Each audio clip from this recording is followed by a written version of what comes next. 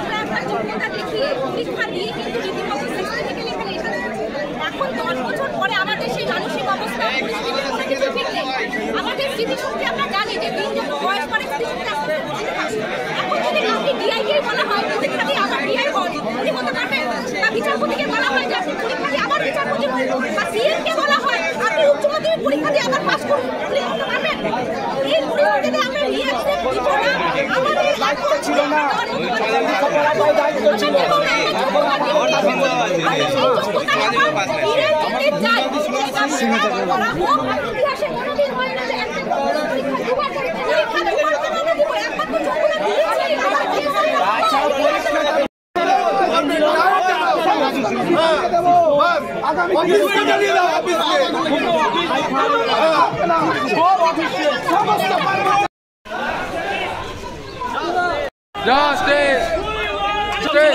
ওদিকে যাও, আরো যাও, গাড়ি ঢুকতে দেবে না। ওদিকে চলো, চলো চলো চলো।